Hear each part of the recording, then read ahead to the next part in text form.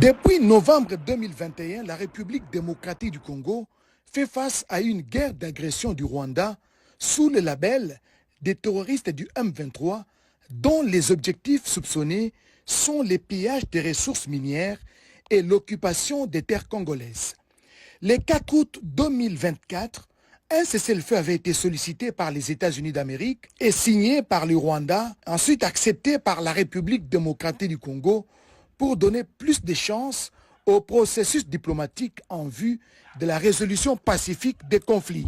Les groupes terroristes du M23 soutenus par le Rwanda n'a pas pu respecter les cessez-le-feu, tout comme le Rwanda lui-même, en tant que pays agresseur, a refusé de signer les accords de Luanda qui, en réalité, amèneraient à tourner la triste page du M23.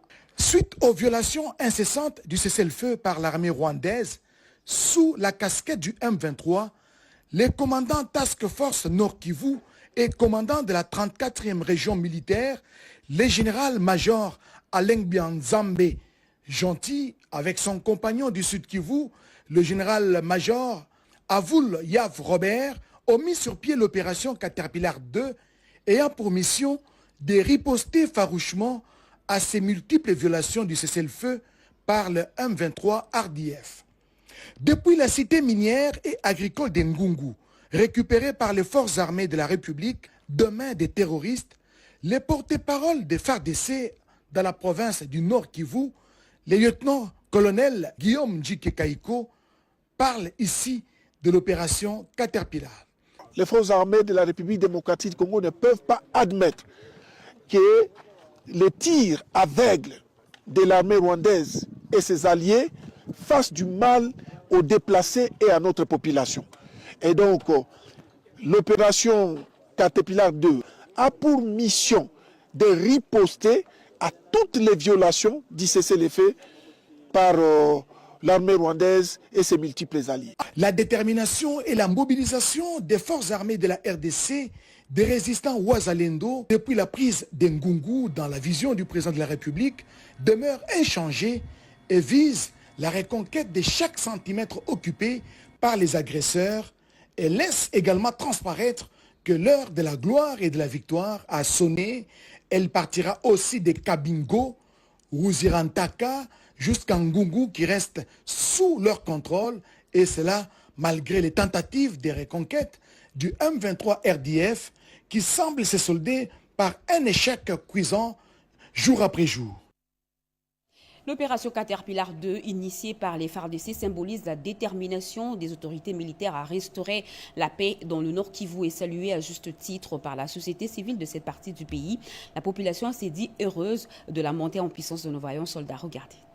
Elle bénéficie du soutien de tout un pays, mieux de tout un peuple. Les forces armées de la République démocratique du Congo, engagées sur différentes lignes de front, sont déterminées à en finir avec cette guerre d'agression qui n'a que trop duré. 30 ans d'insécurité, d'instabilité dans la partie est de la République démocratique du Congo, ça suffit. La montée en puissance des forces armées de la République démocratique du Congo sur les théâtres des affrontements est fort saluée par la population. Nous avons un sentiment de satisfaction, bien entendu, parce que depuis le début de la guerre, les RDF pensaient qu'ils pouvaient jouer avec les FARDC comme ils voulaient, parce qu'à chaque instant qu'il y avait des attaques, c'est toujours des replis en repli. Mais pour l'instant, on voit quand même comment les FARDC tiennent les coups, malgré qu'ils sont en train de se battre aussi avec plusieurs pays. Donc petit à petit, les FARDC prennent conscience de leurs devoirs. Et c'est vraiment pour nous, encore une fois, un moment de les féliciter. Morale des troupes au zénith, le général-major Alain Banzambe, Dieu gentil, commandant région du Nord Kivu, rappelle ici les missions régaliennes de l'armée. Awa, Tozana, Bitumba. Qui c'est Bitumba? Ici, nous sommes au front. Les secrets du succès dans la guerre, c'est le respect des biens d'autrui. Et surtout, des instructions de la hiérarchie.